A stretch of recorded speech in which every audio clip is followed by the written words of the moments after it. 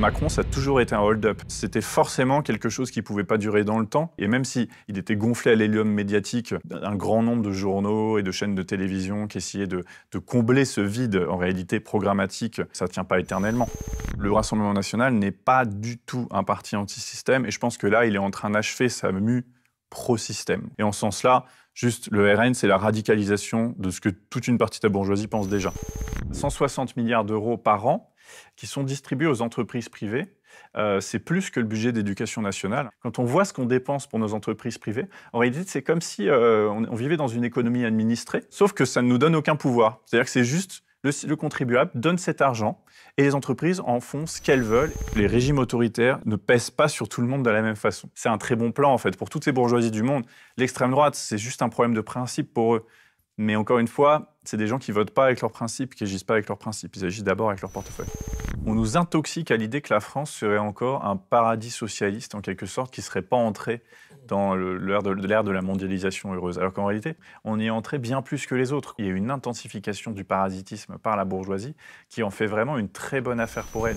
J'ai vraiment l'impression qu'on subit un gaslighting, un détournement cognitif de la part de notre classe dominante et de la part de tous ces intellectuels qui nous font toujours croire que nous sommes le problème, que nous sommes le poids, que nous sommes les parasites, que c'est nous qui coûtons trop cher.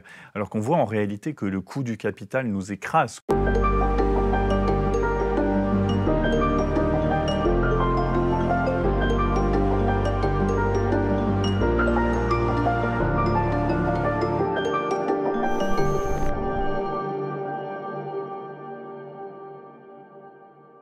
Nicolas Framont, bonjour. Bonjour. Je suis très heureux de te recevoir sur la chaîne YouTube du site Élucide. Alors, tu es sociologue et tu diriges le magazine de réflexion politique Frustration. Tes recherches portent sur la sociologie de la bourgeoisie et le travail. Que ce soit dans ton magazine ou dans ton dernier ouvrage, Parasite, tu passes au crible la bourgeoisie et tout ce qui permet de maintenir son hégémonie au détriment du plus grand nombre. Tu utilises la lutte des classes comme grille de lecture fondamentale pour expliquer le fonctionnement de notre société. Alors, pour commencer, qu'est-ce que c'est pour toi la lutte des classes au XXIe siècle ? Alors, la lutte des classes au XXIe siècle, elle n'est pas si différente, et ça c'est une des premières choses que j'essaie de montrer dans le livre, Parasite, elle n'est pas si différente dans ses grands mécanismes qu'elle ne l'était par exemple au XIXe siècle. Donc ce concept qui a été théorisé par Marx au milieu du XIXe siècle, il est assez opérant, c'est-à-dire que la lutte des classes, c'est une lutte de domination qui oppose une classe dominante donc, et des classes dominées. Et pour ce qui est de la lutte des classes au XXIe siècle, ces mécanismes sont les mêmes, c'est-à-dire que la classe dominante est celle qui possède les ressources, les richesses, et qui, parce qu'elle possède, fait travailler les autres. Et parce qu'elle fait travailler les autres, possède toujours plus d'avantages.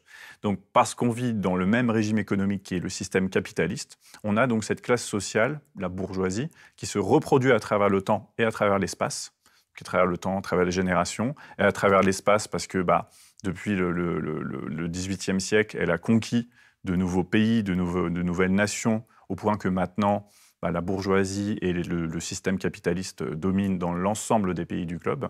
Ce qui fait qu'en fait, par rapport au moment où la lutte des classes a été théorisée, à l'époque de Karl Marx, donc c'était une réalité pour seulement une partie de la planète. Maintenant, c'est la réalité pour l'ensemble de la planète actuelle. Et je dirais que les mécanismes sont encore plus radicaux et les antagonismes encore plus forts qu'ils ne l'étaient à l'époque, puisque cette classe dominante, elle possède bien plus, et elle fait travailler l'ensemble des personnes de la planète sous un même régime économique. Voilà. Et ça, c'est une première chose à dire, c'est que ça, c'est le mécanisme de base de la lutte des classes, c'est bien la domination du travail. La lutte des classes, elle commence quand quelqu'un, parce qu'il possède une entreprise, parce qu'il a les capitaux qui possèdent cette entreprise, peut faire travailler les autres et leur voler une partie de leur temps de travail, puisque les personnes qui vont travailler au sein de cette entreprise ne vont pas travailler uniquement pour payer leur salaire, payer les charges, payer les impôts que paye cette entreprise, par exemple, mais ils vont aussi payer en plus les dividendes que vont toucher les actionnaires ou les propriétaires de l'entreprise. Et la lutte des classes, elle commence à ce moment-là. Donc la lutte des classes, ce qui est intéressant comme concept, parce que c'est à la fois quelque chose qui se passe à un niveau très micro dans nos vies individuelles. À partir du moment où on travaille dans une entreprise privée, par exemple, de toute taille, il y a forcément quelqu'un qui nous vole une partie de notre travail et qui décide pour nous parce qu'on lui accorde ce pouvoir-là. Et puis, à l'échelle de la planète, ben, il y a une classe dominante qui dirige et qui, parce qu'elle possède un ensemble de richesses, a énormément de pouvoir sur nos vies. Donc c'est ça la lutte des classes. Et qu'est-ce que tu auras à répondre à ceux qui disent que finalement c'est un modèle qui est un peu dépassé parce que il y a maintenant une classe moyenne qui ferait tampon? Oui, ça a été une théorie qui était très en vogue en France et d'ailleurs aussi dans le monde anglo-saxon dans les années 80. C'est une théorie qui a accompagné finalement la conversion idéologique au capitalisme de toute une partie des organisations politiques de gauche, par exemple. Donc ça a été, pour moi, c'est une théorie qui est fausse, mais qui a permis à plein de gens de se sentir à l'aise avec leur reniement. Donc cette théorie, elle dit en gros que effectivement, il n'y a plus d'un côté un ensemble de gens qui travaillent et puis de l'autre quelques personnes qui possèdent, qu'en fait, il y a effectivement quelques riches, quelques pauvres, mais au milieu une grande classe moyenne, ce qu'on appelle une constellation centrale, ce que disent les sociologues.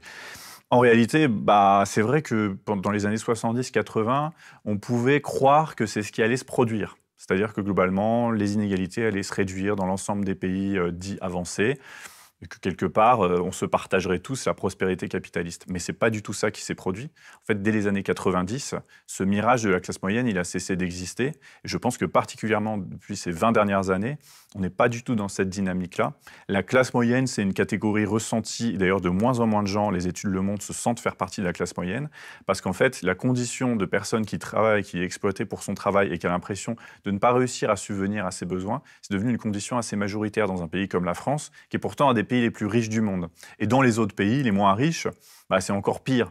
Donc en réalité, cette espèce de prophétie de la classe moyenne, elle a complètement échoué à advenir. Et pourtant, je constate qu'elle continue de rester un modèle explicatif avancé par la plupart des universitaires, qu'on trouve encore dans les programmes scolaires, alors même qu'elle est en fait cruellement démentie par les faits. Et est-ce que tu penses que les citoyens ont encore une conscience de classe?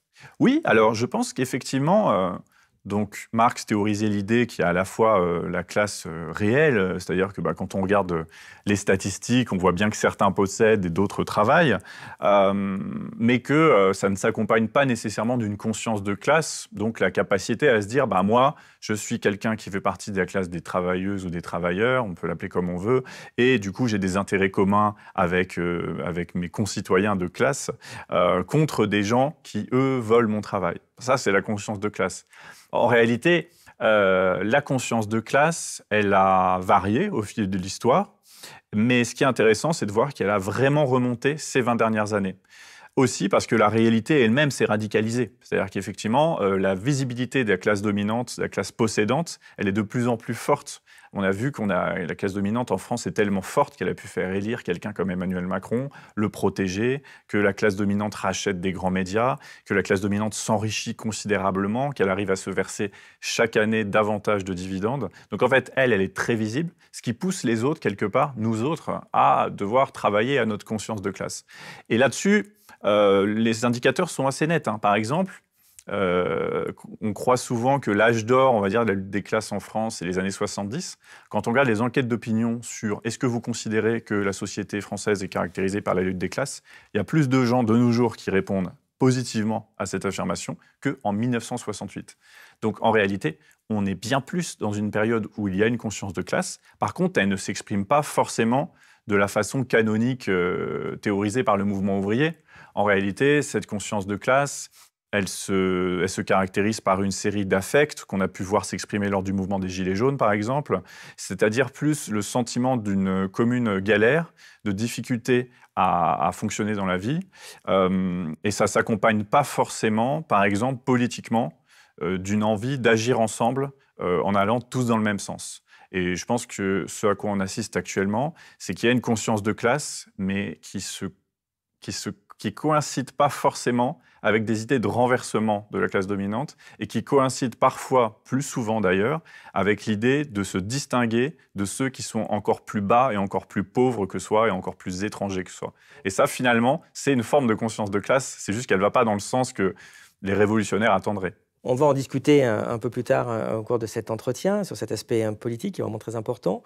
Mais j'aimerais te faire réagir sur un point. Dans notre dernière vidéo, on a reçu Emmanuel Todd. Il proposait une lecture de la lutte des classes à l'échelle mondiale qui placerait la France dans une position de consommateur, vivant sur le dos de pays producteurs défavorisés. Est-ce que, avec cette optique, les Français n'appartiendraient pas en majorité à cette espèce de classe de consommateurs? Oui, cette théorie, elle repose sur le fait qu'effectivement, depuis une cinquantaine d'années, on assiste à une division internationale du travail, c'est-à-dire que toute une partie de ce qui était produit, notamment au niveau industriel, ici, est produit ailleurs, puis importé. Donc, on en fait tous l'expérience, hein, on est effectivement consommateur de vêtements majoritairement produits à l'étranger, d'une alimentation aussi en partie produite à l'étranger. Bref, effectivement, c'est un constat qui est réel, toute une partie de nos biens de consommation sont produits à l'étranger. Pour autant, quand on regarde la répartition du travail en France, pour moi, cette théorie fonctionnerait si du coup on était tous des sortes de rentiers, quoi. Mais c'est pas le cas. C'est-à-dire que la France, c'est pas un pays de capitalistes qui vivrait qui vivrait sur le dos des autres. On voit qu'au contraire, on a une économie qui est certes orientée vers des services, mais nous-mêmes, on subit une exploitation dans ce secteur des services. En fait, en France, énormément de gens sont dans des positions subalternes. On a encore, malgré ces mutations du monde industriel, une majorité d'ouvriers et d'employés dans la population active. Donc en réalité, la majorité des Français subissent une exploitation au travail. Ce qui fait que ça me semble, pour moi, c'est une vue, c'est une projection théorique. C'est pas la réalité empirique, ce qui est décrit là. C'est une façon de reconfigurer de façon un petit peu originale et qui sans doute fait réfléchir, mais c'est pas du tout la réalité de ce à quoi on assiste. C'est déjà difficile de se reconnaître dans sa classe, comme on le disait tout à l'heure, mais est-ce que c'est pas encore plus dur d'identifier et d'affronter la classe bourgeoise dans un monde qui est devenu globalisé et financiarisé? Oui, c'est la première difficulté auquel on pense. J'en parle un peu dans le début de mon livre Parasite, c'est qu'effectivement, j'aime bien regarder un peu notre histoire sociale, voir comment les mouvements sociaux, les grèves se déroulaient par exemple au début du XXe siècle, qui a été une période extrêmement conflictuelle, que les historiens appellent à mauvais titre la Belle Époque. En réalité, ce qui est intéressant, c'est de voir par exemple que les manifestations et les insurrections qui avaient lieu dans les villes ouvrières allaient s'en prendre directement aux maisons, aux villas, hein, aux petits manoirs construits par les propriétaires de ces mêmes usines et mines. Bon, ça, évidemment, c'est pas quelque chose qui peut se produire facilement maintenant, puisque les capitalistes ne sont pas forcément localisés dans la ville où ils exercent leur exploitation. Donc, effectivement, d'un point de vue géographique, les liens se sont distendus, et donc il peut sembler plus difficile d'identifier cette classe-là. Mais moi, ce que j'essaie de montrer dans Parasite, c'est qu'en réalité, c'est pas parce que les choses se sont mondialisées et financiarisées. Effectivement, il y a un marché financier qui s'est créé en plus des autres marchés et des autres façons d'exploiter le monde. On a une exploitation financière en plus de l'exploitation traditionnelle. Pour autant, les familles sont toujours à peu près les mêmes. Et comme on dit, voilà, toutes ces personnes ont un nom et une adresse, et il est facile de les localiser, que ce soit en France comme dans les autres pays du monde.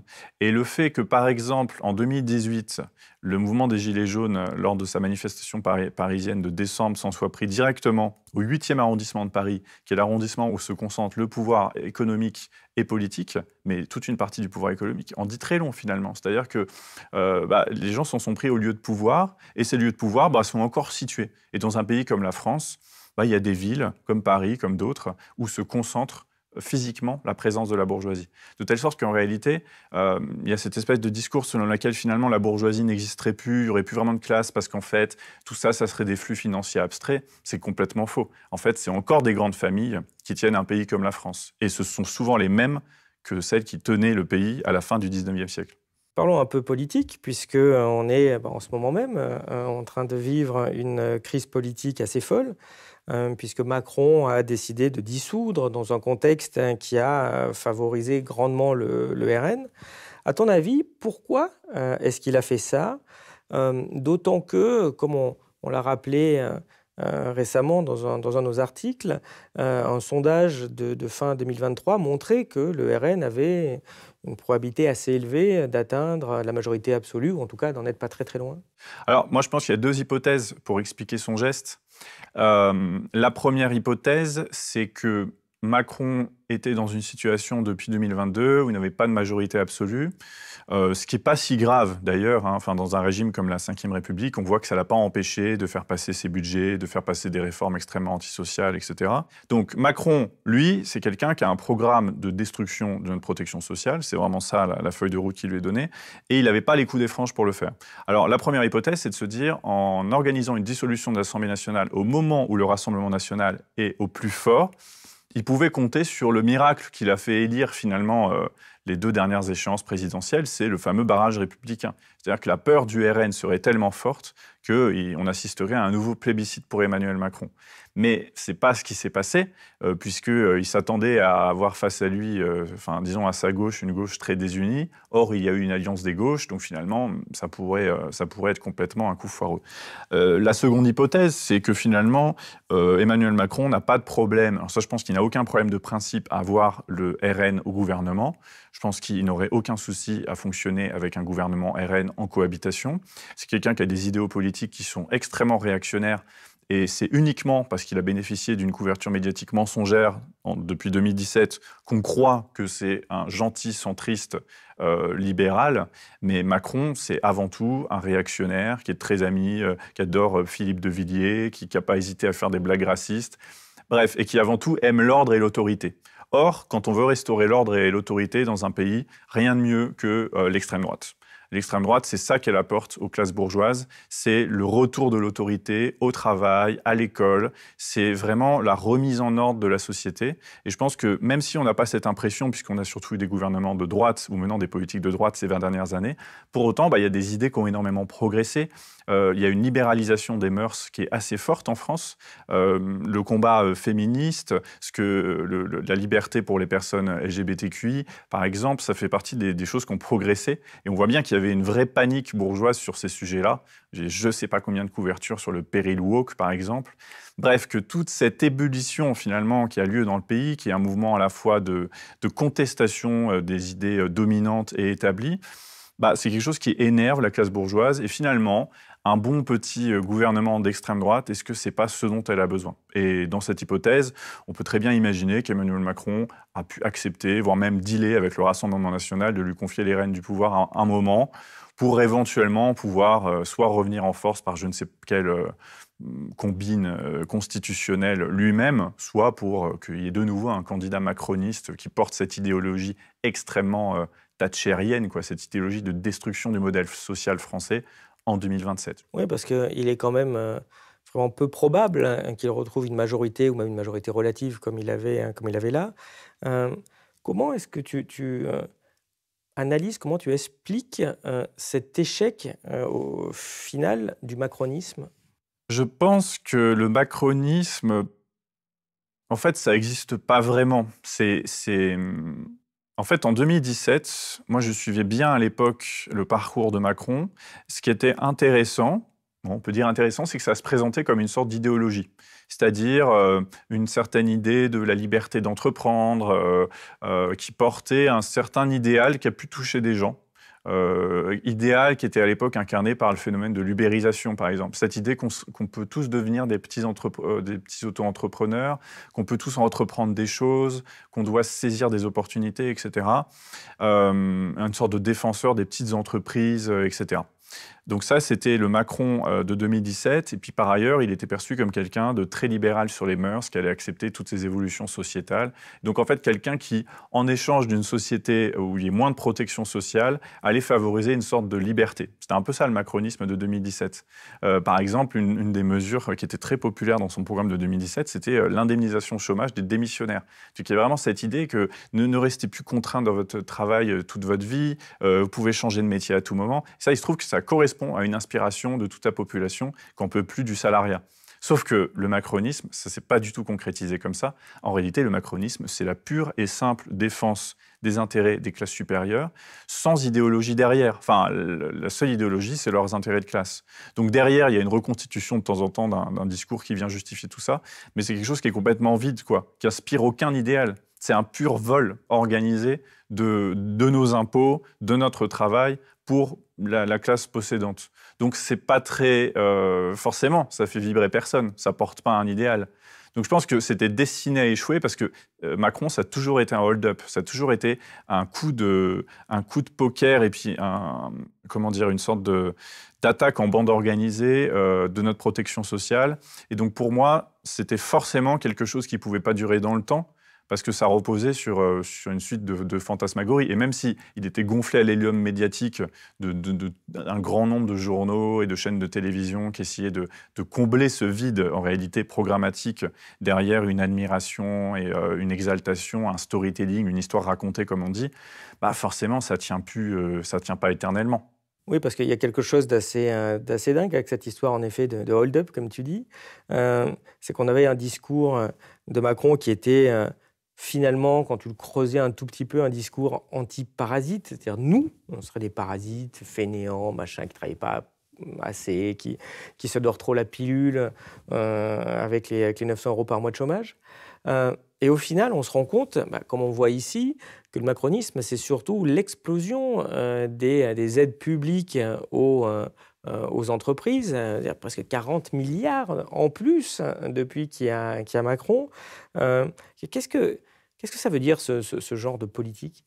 Moi, je trouve ça très intéressant de montrer ça, parce qu'en fait, ça montre bien que le libéralisme, par exemple, ça n'existe pas, ça n'existe plus. En tout cas, peut-être qu'il y a quelques personnes qui croient sincèrement dans le libéralisme, mais la réalité des gouvernements bourgeois, c'est qu'ils ne pratiquent pas du libéralisme, ils pratiquent du bourgeoisisme. C'est-à-dire que, contrairement à ce qu'ils affirment, leur but, c'est pas de déréguler l'économie pour faire en sorte qu'il n'y ait plus de rente, que chacun puisse aller jusqu'au bout de sa liberté d'entreprendre. Non, leur seul objectif, c'est de donner plus à ceux qui ont déjà. C'est de donner de l'argent à leurs camarades de classe, littéralement.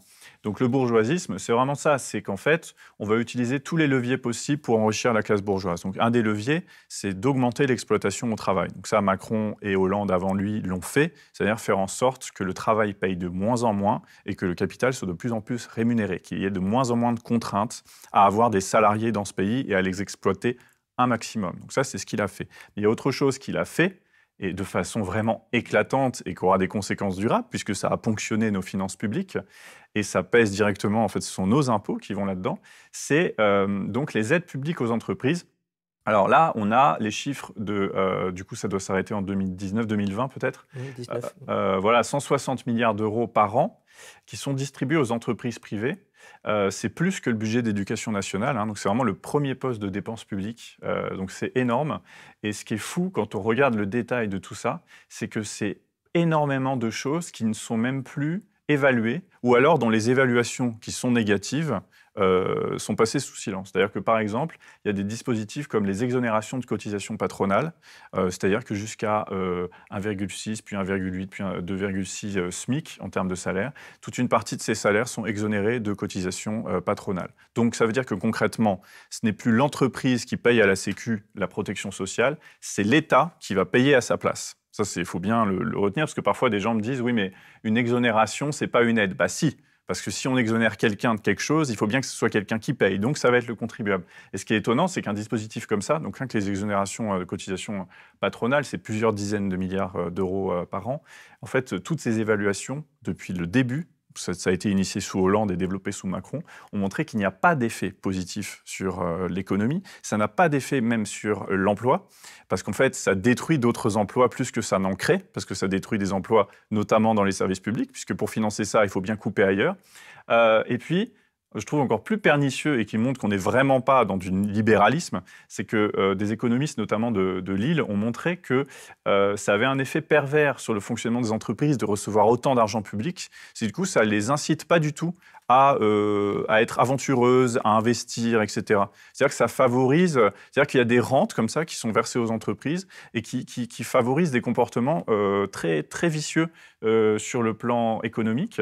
Une des choses, je trouve, qui est très révélatrice, sont les aides à l'apprentissage. Alors là, les aides à l'apprentissage, c'est hallucinant. C'est-à-dire que pour un apprenti en première année, c'est l'État qui paye quasi tout maintenant. On est à ce stade, enfin, qui paye tout. Donc en fait, n'importe quelle entreprise peut prendre des apprentis, des jeunes apprentis, ça leur coûte rien. Et toute taille d'entreprise, c'est ça qui est fou, c'est qu'en plus, ces aides sont distribuées. Évidemment, quand on pense entreprise, parfois on pense à l'artisan du coin qui galère, on se dit, il a bien besoin d'un coup de pouce. Mais non, c'est des aides qui sont majoritairement captées par les plus grosses, puisque ce sont des aides qui sont adossées à la masse salariale. Donc c'est les groupes qui récupèrent le plus. Et les aides à l'apprentissage, ce qui est hallucinant, c'est que les effets que ça crée c'est que plutôt que de stimuler l'apprentissage, de faire en sorte qu'on forme bien les jeunes, que les entreprises puissent s'investir dans leur éducation, leur apprendre des métiers, bah non, en réalité, ils sont utilisés comme une sorte de main-d'œuvre peu chère et corvéable à merci. Parce que c'est ça, quand vous avez un truc qui vous coûte rien, bah vous le traitez mal, ça arrive aussi. Donc voilà. Et des apprentis, ça peut être des élèves d'HEC qui vont faire du training dans une banque. Mais en plus, c'est ça. Pareil, apprenti, maintenant, ça veut tout et rien dire. C'est pas juste c'est ça, c'est pas qui fait de la forcément manuelle. des apprentis coiffeurs ou des gens dans l'industrie ou des chaudronniers. Maintenant, l'apprentissage, c'est à tout niveau. Donc, en fait, c'est du salariat gratuit. C'est ça qui est étonnant, en fait, en France, c'est qu'en fait, c'est comme si, quand on voit ce qu'on dépense pour nos entreprises privées, en réalité, c'est comme si on vivait dans une économie administrée, au sens où c'est bien l'État qui subventionne l'économie. On n'est pas du tout dans une économie dérégulée, sauf que ça ne nous donne aucun pouvoir. C'est-à-dire que c'est juste le contribuable donne cet argent et les entreprises en font ce qu'elles veulent. Et je donne des exemples dans Parasite. Ça veut dire que concrètement, sur certaines aides à l'investissement, par exemple, les entreprises, on peut dire « Ok, on va s'acheter des machines avec, et puis ces machines, on va les expédier dans notre usine en Roumanie. » Donc en fait, même les entreprises françaises, dans le cas des groupes internationaux, n'en voient pas la couleur. Et évidemment, les salariés n'en ont pas vu la couleur. Si vous aimez cette chaîne et notre travail, pensez à vous abonner et suivez-nous sur elucide.media. En plus de garantir notre indépendance, en vous abonnant à notre site, vous aurez accès à tous nos contenus, analyses graphiques, synthèse d'ouvrages, podcasts, entretiens exclusifs et articles quotidiens. On compte sur vous. Au niveau politique, pendant des années, il était question de faire un front républicain contre le FN. Aujourd'hui, toute la sous-bourgeoisie, comme tu l'appelles, semble plus hostile à la gauche qu'au Rassemblement national. Il vient d'y avoir d'ailleurs un sondage assez intéressant. On a demandé aux électeurs est-ce qu'ils comptaient faire un vote barrage contre le Rassemblement national ou contre le nouveau Front populaire. Donc au niveau national, 41% des gens vont essayer de faire un barrage au Rassemblement national, mais 47% contre le nouveau Front populaire. Puis évidemment, on a une déclinaison par parti politique. Le point sans doute intéressant est du côté de Renaissance, où on voit que si 65% disent que bon, ils veulent faire barrage au Rassemblement national, il y a quand même 71%. Parce qu'on peut faire barrage aux deux, qui veulent faire barrage au Front populaire, alors qu'évidemment, ils ont le pouvoir que parce que les gens de gauche ont voté pour eux pour faire barrage au Rassemblement national. Pourquoi il y a eu, d'après toi, ce basculement qui semblait inimaginable il y a 5 ou 10 ans? Je pense que, déjà, le barrage au Rassemblement national, c'est quand même le mensonge politique de la décennie. C'est-à-dire que le Rassemblement national a été érigé comme un épouvantail qui a permis aux partis bourgeois, notamment à Macron, de se légitimer aux yeux de la population. Et en fait, quelque part, ce chantage a fini par ne plus fonctionner parce qu'il a été trop instrumentalisé. Je pense déjà que ça, c'est un problème de base. C'est qu'en réalité, pendant longtemps, la peur du Rassemblement national a été instrumentalisée. Alors même qu'elle est, selon moi, évidemment, légitime, réelle, etc. Mais ce que je vois bien, c'est qu'il y a une utilisation très cynique qui en a été faite, notamment de la part de la classe médiatique, etc. Et on voit que ça a complètement disparu. Ça a complètement disparu parce que, en réalité, le barrage sert juste à faire gagner les partis bourgeois. Et le parti bourgeois dominant pendant longtemps, c'était le macronisme, et maintenant, le parti bourgeois dominant, c'est le Rassemblement national. Quand je dis parti bourgeois, c'est parti dont le programme économique et social favorise les intérêts de la bourgeoisie. C'est très clair dans le cas du Rassemblement national. Pendant quelques années, le Rassemblement national, en réalité, de façon assez courte dans son histoire, a eu un positionnement qui a inquiété la bourgeoisie, notamment parce que c'était un positionnement eurosceptique, et puis qui soutenait quelques propositions sociales, ou du moins qui s'affichait comme en opposition programme de destruction de notre modèle social. Mais ça a complètement changé. Ces dernières semaines, le Rassemblement national a multiplié les gages de respectabilité auprès de la bourgeoisie. Jordan Bardella, devant le MEDEF, a vraiment assuré que tout serait fait pour préserver les finances publiques. Ce qu'on entend par préserver les finances publiques, c'est faire en sorte qu'elles ne servent qu'aux entreprises privées et pas aux citoyens. Il y a cet abandon de revenir sur la réforme des retraites. Il y a l'idée de mettre fin à ce qui reste de l'impôt sur la fortune immobilière, par exemple. Bref, le Rassemblement national est en train de s'imposer comme le nouveau parti candidat de la bourgeoisie. Et donc, par conséquent, la bourgeoisie, elle change ses consignes sans aucun problème. C'est-à-dire que Quand la peur du Rassemblement national permettait à son poulain Macron de se faire élire, c'était une peur qu'elle activait. Et maintenant qu'elle a besoin du Rassemblement national pour continuer son régime d'accumulation et de parasitisme, eh bien, elle tourne la rhétorique du barrage contre la gauche. Et évidemment que c'est complètement délirant, puisque le programme de la gauche, il faut vraiment voir que la gauche a dû mettre énormément d'eau dans son vin, vu le contexte politique, et que le programme du nouveau Front populaire, c'est un programme qui est très modéré. Bref, en réalité, toutes ces classes-là, celles qui sont un peu... je parle d'elles parce qu'en fait, c'est elles qui ont la parole dans ce pays. Ceux qu'on voit dans les médias actuellement, c'est des éditocrates, c'est des chefs d'entreprise, etc. Bon, eux... clairement, leurs idéaux sont absolument connectés à leur portefeuille. Donc, en fait, c'est pas bizarre qu'ils aient changé leur fusil d'épaule en 2 ans à peine, puisque le dernier chantage au barrage au Rassemblement national, c'était il y a 2 ans. C'est parce qu'en fait, voilà, ce qui compte, c'est leurs intérêts matériels. Et les idéaux vont automatiquement s'ajuster. C'est pour ça que c'est une classe, les classes possédantes sont des classes très mensongères, quoi. Un récent sondage ici sur les intentions de vote pour le RN au premier tour des législatives, suivant la profession, a montré ce qu'on sait, que les employés, les ouvriers votent très fortement, 40-55% à peu près pour le RN. Mais on a vu apparaître aussi un vote des patrons, des dirigeants, à 41% pour le RN, ce qui est nouveau. Est-ce que ça t'étonne ? Vu le programme économique du RN, ça ne m'étonne pas du tout. Vraiment, il y a eu des inflexions très fortes ces dernières semaines. C'est vraiment un programme très pro-patronal. Il y a 2 mesures, moi, que je trouve emblématiques. C'est d'abord, il y a une nouvelle mesure annoncée de défiscalisation et d'exonération de cotisations patronales. Alors, je ne sais même pas comment ils vont réussir à la faire, parce que de toute façon, de nos jours, les bas salaires sont tellement exonérés de cotisations patronales que je ne vois pas ce qu'on peut faire de plus, mais il faut croire qu'il y a de nouvelles cotisations à dégommer. Et puis ensuite, il y a une autre mesure très emblématique, c'est que au niveau éducatif, le Rassemblement national veut en finir avec le collège unique, c'est-à-dire qu'il veut faire en sorte que dès la 6e, on puisse orienter les jeunes vers des filières professionnelles, donc en alternance, donc concrètement, faire travailler des enfants de 11 ans. Donc c'est le retour au travail des enfants. Il y a eu une espèce de romantisation médiatique autour de l'apprentissage, que ça serait génial, que ça serait une chance pour les enfants. Mais moi, je le montre dans plusieurs articles dans Frustration, c'est tout sauf ça.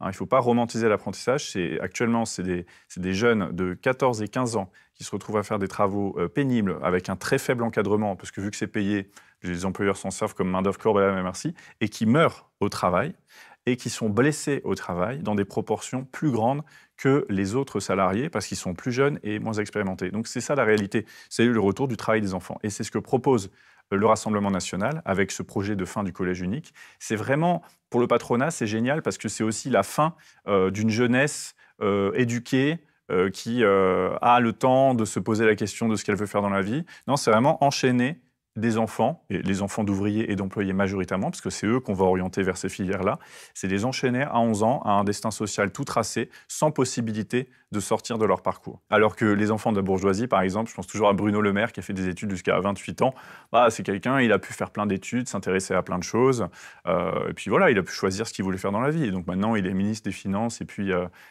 écrivain de pacotille, par exemple. Donc, ces 2 mesures-là sont des cadeaux aux dirigeants d'entreprise qui ont, avec Macron, été habitués à ce qu'on leur cède à tous leurs caprices. Et le RN, il propose d'aller encore plus loin. Donc ce choix-là, il n'est pas étonnant. Et puis je pense que les dirigeants d'entreprise font vraiment barrage, pour le coup, au vote, font barrage au nouveau Front populaire, parce que le nouveau Front populaire, même si, encore une fois, ce n'est pas le communisme, propose en tout cas d'arrêter cette logique de toujours plus, de donner toujours plus aux entreprises sans en évaluer les effets. Et ça leur est insupportable. Mais pourquoi est-ce que les riches ne craignent pas un État autoritaire ? En fait, ce qui est intéressant quand on réfléchit à ce qu'est un État autoritaire, ce que sont des dictatures, c'est que je crois vraiment que les régimes autoritaires ne pèsent pas sur tout le monde de la même façon. C'est-à-dire qu'actuellement, en France, certaines populations vivent déjà sous régime autoritaire. En Nouvelle-Calédonie, en Kanaki, on vit sous régime dictatorial. C'est quand même, la France a quand même coupé le réseau social TikTok en Nouvelle-Calédonie au début des émeutes, ce qui est une chose que si la Chine ou la Russie faisaient la même chose, ce qu'ils font d'ailleurs, on crie, on dit que c'est une atteinte insupportable à la démocratie, aux droits fondamentaux. Ça a été fait, et finalement sans grande réaction, parce qu'en France, il est un peu établi que dans les territoires d'outre-mer, les gens n'ont pas les mêmes droits que nous parce qu'ils sont différents. Donc, par exemple, dans les territoires d'outre-mer, on vit déjà sous régime autoritaire. En Nouvelle-Calédonie, actuellement, il y a des milices, il y a une police qui tire, on vit sous régime autoritaire. Dans les quartiers populaires en France, on vit déjà sous régime autoritaire, puisqu'on a une police qui a finalement de plus en plus le droit de vie ou de mort sur les jeunes. Donc, en fait, ils sont soumis à des fouilles incessantes. Enfin, je pense que la réalité vécue dans les quartiers populaires actuellement, c'est la même qui était vécue par les citoyens sous la RDA dans les années 70. Donc, en fait, les régimes autoritaires, ils n'ont pas les mêmes effets sur tout le monde. Et ce qui va se passer, c'est qu'effectivement, le RN, c'est un basculement de plus. Donc, ça veut dire que de plus en plus de personnes vont basculer dans un régime autoritaire. Par exemple, on a des médias indépendants, on essaie d'avoir une voix libre. Peut-être qu'il va y avoir des restrictions sur la liberté de la presse et donc que nous-mêmes, on va basculer en régime autoritaire. Alors pour l'instant, on n'y est pas trop, on n'en ressent pas trop les effets. Et finalement, les riches, jusqu'au bout, eux, ils n'en subissent pas les effets. Parce que les régimes autoritaires, c'est aussi des régimes d'arbitraire, où il y a des passe-droits, où le réseau fait tout, où la loi ne s'applique pas pareil de la même façon. Donc finalement, les personnes... Il y a la corruption. Il y a de la corruption, évidemment. Donc les personnes les plus riches, elles peuvent tirer leur épingle du jeu d'un régime autoritaire. Et puis surtout, les personnes les plus riches, la classe bourgeoise a besoin d'autorité pour que ça tienne, quoi. Et ce qu'on voit actuellement, c'est que ça ne tient pas tant que ça. Ça ne tient pas comme ça. Le monde du travail ne tient pas tant que ça. Et ça, la bourgeoisie enrage de voir que ses salariés ne viennent pas travailler chaque matin avec le grand sourire en se donnant à 200%. Avec un régime autoritaire, ça, c'est plus possible. C'est plus possible d'obtenir un régime, un régime autoritaire au travail aussi. Parce que les régimes d'extrême droite, ils ont aussi pour principale mission, et c'est ce qu'ils font à chaque fois, de s'en prendre aux droits des travailleurs, aux syndicats, etc. etc. Là, en Finlande, on a une coalition avec l'extrême droite, c'est exactement ce qu'ils sont en train de faire. Ils sont en train de faciliter les licenciements, réduire les droits des syndicalistes, etc. Donc, c'est un très bon plan, en fait, pour toutes ces bourgeoisies du monde. L'extrême droite, c'est juste un problème de principe pour eux. Mais encore une fois, c'est des gens qui ne votent pas avec leurs principes, qui n'agissent pas avec leurs principes. Ils agissent d'abord avec leur portefeuille. Beaucoup de gens votent pour le RN, non pas forcément par racisme, mais aussi parce qu'ils y voient un parti, une issue anti-système. Est-ce que pour toi, le RN est vraiment un parti anti-système ? Alors, je pense qu'il y a eu une phase où ça a pu être l'explication principale, étant donné qu'effectivement, notamment à l'époque où la question européenne était très vive dans le débat public, puisque c'était l'époque où la Grèce était mise sous tutelle de la Troïka, qu'on voyait à quel point l'Union européenne était un régime oligarchique, qui était porteur de dogmes économiques très forts et très brutaux. Le RN, à l'époque, avait pris un positionnement, notamment initié par Florian Philippot, qui n'y est plus actuellement, qui était effectivement anti-système au sens où vraiment la question européenne, là-dessus, c'est vraiment la préservation de l'Union européenne, c'est vraiment le système, quoi, puisque c'est vraiment la classe dominante qui défend ça avec Xéon. Mais c'est plus le cas maintenant. C'est plus le cas, tout comme le vote RN a pu être un vote anti-système parce que c'était vraiment le parti détesté de la classe médiatique. Donc il y avait cette idée, je vote pour les faire chier, voilà, et nous on est comme ça, on est grossier, et puis on leur montre par un bulletin RN, une sorte de vote un peu de défiance comme ça envers l'oligarchie. Malheureusement, je ne crois plus que ce soit le motif principal. On le voit, le Rassemblement national n'est pas du tout un parti anti-système, et je pense que là, il est en train d'achever sa mue pro-système, quoi. C'est-à-dire que pendant un temps, ça a été un épouvantail pour la bourgeoisie, et ça ne l'est plus du tout. Encore une fois, je renvoie à son programme économique, je renvoie aussi le fait que, contrairement, ça c'est très important, c'est-à-dire qu'effectivement, l'extrême droite a été forte pour faire croire que les idées réactionnaires qu'elle défendait étaient anti-système parce que le système serait pro-idées progressistes. En quelque sorte, le capitalisme adorerait les gays, adorerait le féminisme, adorerait l'immigration débridée. Or, c'est pas du tout ça. Je pense qu'effectivement, même si tous ces thèmes-là ont pu avoir des récupérations marketing absolument parfois ridicules, voire dégueulasses. Je pense vraiment l'usage qui est fait du drapeau, du drapeau arc-en-ciel.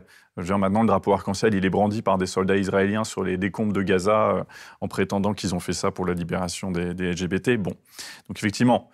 Mais la réalité, c'est que, par exemple, sur les questions d'immigration, je pense qu'il n'y a rien de plus pro-système que de vouloir le régime d'apartheid qui est promu par le RN.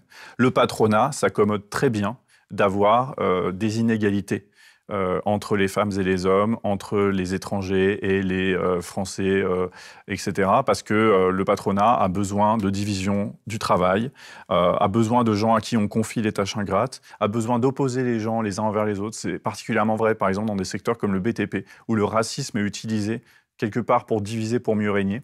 Donc en fait, c'est complètement faux cette idée que, par exemple, être pro-immigration, ça ferait partie des idées dominantes et que le RN, en s'opposant à l'immigration, serait dans une posture de vrai par rapport aux mensonges des élites. Je pense que ça, c'est plus vrai du tout. D'ailleurs, il n'y a plus aucun parti, très peu de partis qui osent s'affirmer pro-immigration. C'est vraiment devenu la nouvelle pensée unique, c'est d'être anti-immigration, de penser que l'islam est un problème. Et en ce sens-là, juste le RN, c'est la radicalisation de ce que toute une partie de la bourgeoisie pense déjà. Alors, c'est quoi la différence fondamentale entre Macron et Le Pen? C'est une question qu'on s'est beaucoup posée à Frustration Magazine, hein, parce qu'honnêtement... Et vous avez trouvé la réponse? Alors, je vais d'abord dire pourquoi c'est pas si simple. C'est-à-dire que si on regarde, ce qui est fou, vraiment, c'est qu'à l'époque du chantage au barrage au RN, on nous disait choisissez Macron parce que sinon, voilà ce qui va se passer. Et en fait, ce qui s'est passé, c'est ce qui s'est passé sous Macron. On nous disait il y aura une restriction des libertés syndicales, c'est ce qui s'est passé. Il y aura des atteintes aux libertés fondamentales, c'est absolument ce qui s'est passé. Je veux dire, depuis le règne de Macron, la liberté de manifester, par exemple, en France, n'existe plus vraiment. Hein, on manifeste quand c'est autorisé, mais ce n'est pas une liberté, par conséquent. Donc c'est vrai qu'en fait, sur les atteintes aux libertés publiques, par exemple, il n'y a pas de différence. Donc par conséquent, la différence entre Macron et Bardella ou Le Pen, ce n'est pas une différence de nature, c'est une différence de degré. C'est une différence de degré dans la violence, dans le racisme. Macron, c'est déjà un régime assez raciste, colonialiste. Encore une fois, on le voit en Kanaki, on le voit dans les quartiers populaires, on le voit dans la façon dont la police a un système d'impunité qui donc l'autorise à tuer, encore une fois, hein, parce que rappelons que tuer des gens, c'est pas légal en France, il n'y a pas la peine de mort, et puis même quand il y avait la peine de mort, il fallait un procès avant. Alors, donc, différence de degré, mais quand même, quoi. C'est-à-dire que les degrés franchis par le RN sont bien plus importants. J'en ai parlé sur les mesures économiques et sociales, mais par exemple, je pense qu'on est déjà en France dans un pays avec un fort racisme systémique et énormément de discrimination. Finalement, le RN veut institutionnaliser ce système de discrimination. C'est-à-dire qu'actuellement, on est déjà dans un semi-régime d'apartheid où on n'est pas traité de la même façon selon le nom qu'on a et la consonance qu'il a. Les études sont très claires. Hein. On a je ne sais pas combien de fois moins de chances d'obtenir une réponse à une offre d'emploi si on s'appelle Yacine plutôt que si on s'appelle Nicolas. Ça, c'est déjà le cas. Mais la différence, c'est que le RN veut pérenniser cet état de fait, l'inscrire dans le marbre, voire constitutionnaliser cet état de fait, pour qu'on soit vraiment dans un régime d'apartheid très fort. Donc en fait, tout ce que le RN veut existe déjà dans la société, sauf qu'il veut que ça devienne un principe et que ça fonctionne comme ça et qu'il n'y ait plus d'exception. Donc c'est quand même une différence très significative, quoi. C'est-à-dire que aussi le RN va empêcher les choses d'aller mieux. Ils veulent que les choses aillent vraiment, vraiment pire. Et ça, sur la question, en fait, sur les questions économiques et sociales, je pense qu'on peut dire très facilement le RN, c'est Macron empire. Sur les questions de racisme, sur les questions de sexisme, c'est vraiment pour moi un cap différent. C'est-à-dire que Macron ne voulait pas lutter contre les inégalités en vigueur dans la société, mais le RN veut les augmenter, les radicaliser et aller le plus loin possible. Et la question, c'est qu'on ne sait pas jusqu'où. Alors, on a parlé longuement évidemment du patronat, et je l'ai cité aussi rapidement tout à l'heure en disant qu'il y a encore une proportion encore plus grosse des classes laborieuses qui votent RN. Qu'est-ce qui fait, d'après toi, qu'elles sont plus attirées par ce vote-là que par la gauche qui normalement est censée défendre un peu plus leur intérêt immédiat? C'est en fait la question centrale qu'il va falloir résoudre quoi qu'il arrive. C'est-à-dire que ça vient pour moi d'un problème de conscience de classe, effectivement. Je disais la conscience de classe, elle existe. Quand je dis la conscience de classe existe, c'est-à-dire que je pense que les ouvriers, les employés ne se sentent pas proches de la bourgeoisie et ne se sentent pas d'intérêt commun avec elle. Mais ça passe pas forcément par une conscience de classe positive qui est on va lutter ensemble pour un monde meilleur. Ça, on va dire, c'est une forme de conscience de classe qui a été promue par le mouvement ouvrier, mais c'est pas celle-ci. Effectivement, le choix du Rassemblement national, c'est un choix, donc je disais, c'est un choix de défiance, c'est le choix de ne plus croire dans les institutions collectives, de ne plus croire dans le modèle de répartition des richesses, de solidarité, de repli sur la sphère familiale, communautaire, et puis, et en fait, c'est le choix de vouloir d'abord lutter contre les menaces venues d'en bas, puisque bah, les réfugiés dans ce pays, c'est les gens les plus pauvres, les plus maltraités actuellement, hein. Mais ils sont perçus comme un danger. Le matraquage médiatique n'y est pas pour rien. Et par conséquent, c'est d'abord cette question-là que les gens ont envie de régler plutôt que la question du vol quotidien de leur richesse par la bourgeoisie. Même si ce sujet-là a quand même progressé aussi. Enfin, je veux dire, faut pas. Moi, je suis pas sur une lecture de bon bah du coup c'est foutu. Le monde ouvrier ne va plus que s'intéresser à la question d'immigration. Mais comment dire, le cadrage médiatique, il est là-dessus. C'est pour ça. Enfin, le sujet sur lequel il faut se positionner actuellement, c'est celui d'immigration. C'est pas celui de la lutte des classes. Et donc nous, on est là à lutter entre médias indépendants, en faisant des livres, etc., pour montrer que, bah non, il y a un autre clivage qui définit bien plus notre quotidien et qui est beaucoup plus responsable de nos problèmes que celui-ci. Mais il se trouve que, bah oui, c'est pas celui qui est sur les chaînes d'infos en continu, donc c'est un peu difficile. Et qu'est-ce que tu penses du programme du Nouveau Front Populaire? Est-ce que cette alliance te semble aussi solide, durable? Je pense que c'est Une une... question difficile. Non, c'est une alliance de circonstances. C'était sans doute la seule chose à faire. Une alliance aux législatives, c'est particulièrement important parce que ça évite d'avoir des candidats qui s'annulent mutuellement au premier tour et ça permet de franchir le seuil du second. Donc, on va dire que c'est une alliance pragmatique. Mais je crois vraiment, malheureusement, hein, que la gauche en France, c'est un mot creux, que ça recouvre des personnes et des réalités qui sont très différentes. Qu'en France, on a une gauche bourgeoise, pour le coup, hein, qui est incarnée par le Parti socialiste et qui, depuis au moins 1983, a fait de nombreuses politiques qui ont contribué à l'augmentation des richesses des capitalistes. Et donc ça, c'est leur logiciel. Ils ne l'ont pas quitté. Mais c'est vraiment des gens qui font toujours croire, et, enfin, dès qu'ils ne sont pas au pouvoir, ils se remettent du côté des opprimés et des travailleuses et des travailleurs, mais en réalité, ils le trahissent à chaque fois, parce que c'est des gens dont la composition sociale est extrêmement proche de celle de la bourgeoisie, ou en tout cas de la sous-bourgeoisie. Donc allié à un bloc qui est beaucoup plus de rupture, comme la France insoumise, qui est un parti politique, enfin un mouvement politique qui envisage une forme de rupture avec le capitalisme, mesurée, mais tout de même, bah, ce n'est pas des gens qui peuvent fonctionner ensemble. Donc, ça va être très compliqué d'imaginer le nouveau Front populaire au pouvoir. C'est un exercice de pensée difficile parce que c'est vraiment des gens qui ne pensent pas du tout pareil. Quelqu'un comme Raphaël Glucksmann, c'est vraiment quelqu'un qui a un logiciel idéologique fondamentalement de droite. Et je ne dis pas ça pour en faire une critique morale, c'est juste que c'est quelqu'un qui ne croit pas du tout dans la sécurité sociale, qui est pas du tout... Alors, c'est pas du tout quelqu'un qui croit dans la lutte des classes. Donc, je veux dire, c'est quelqu'un dont le logiciel ne permet pas, d'ailleurs, d'appliquer son propre programme. Son propre timide programme de redistribution de richesse, quelqu'un comme Raphaël Glucksmann ne peut pas le tenir puisqu'il n'envisage pas d'être en conflit avec la classe bourgeoise. Donc, puisqu'il n'envisage pas d'être en conflit avec la classe bourgeoise, jamais il pourra passer la moindre réforme fiscale qui fera plus payer les bourgeois, qui sont d'ailleurs des gens dont il est très proche. Enfin, c'est quelqu'un qui fait partie des milieux parisiens, qui est proche de la classe médiatique, etc. Donc, comment dire, il n'a pas intérêt à tirer contre son propre camp. Donc, je ne vois pas du tout comment ça pourrait fonctionner. Je pense que c'est une alliance de circonstances face à une situation de crise et qu'il fallait faire ça.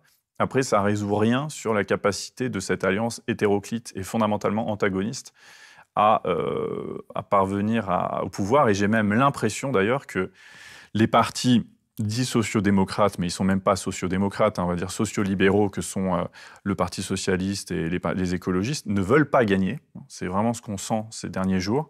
C'est-à-dire qu'en fait, ils consacrent toute une partie de leur énergie à relayer des accusations, notamment d'antisémitisme, contre leur allié de la France insoumise, à polémiquer contre les sorties de Mélenchon, à affirmer qu'ils soutiendront les candidats macronistes en cas de présence du Rassemblement national. Bref, de toute façon, je pense qu'eux ne veulent pas gagner. Eux n'ont pas envie de se retrouver au pouvoir avec une France insoumise qui serait plus puissante qu'eux.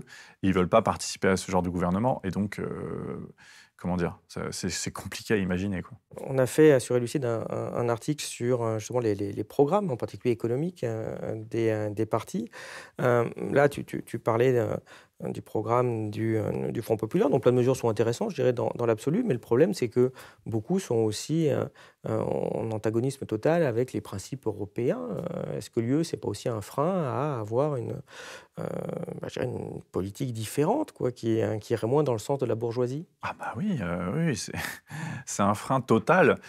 Cette question a été un peu mise de côté par la gauche, hein, toute obédience confondue. Et c'est un petit peu dommage, même si je comprends que, comme il y a moins d'engouement médiatique pour cette question-là, il y a moins d'attention sur les questions de l'Union européenne, mais c'est clair et net que si on veut appliquer un programme de rupture avec, même pas le capitalisme, hein, mais disons le système d'accumulation parasitaire actuel, il faut affronter les institutions européennes et parce qu'elles ne laissent pas place à ce type de mesures.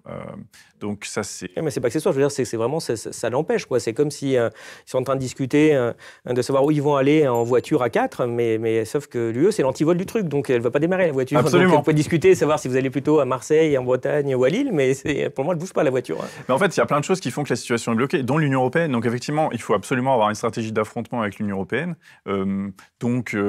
Les formules sont timides, hein. On parle de désobéissance, par exemple. Qu'est-ce que ça implique exactement contre les mesures de rétorsion qui pourraient être prises par l'Union européenne? Bref, je ne sais pas si les différents partis sont préparés à ça. Ce qui est sûr, c'est que les partis sociaux-libéraux n'y sont pas préparés, puisque pour eux, l'Union européenne, c'est un dogme de pensée très important. Ils sont incapables de penser hors de ce cadre-là. C'est quelque chose qui est quasi affectif pour eux. Et quant à la France insoumise, c'est une réflexion qui avait été très lancée dans les années 2015, au moment du soutien à Syriza. Et je pense que j'espère que la réflexion a continué, puisqu'on a pu voir que, par exemple, en Grèce, un parti qui avait des orientations de gauche radicale a été entièrement empêché par l'Union européenne, au point de complètement renoncer à toutes ces mesures programmatiques. Donc c'est la clé, effectivement. Dans ces élections, il y avait aussi un point, moi, qui m'a assez frappé, c'est la rupture générationnelle qui était impressionnante dans l'expression des votes.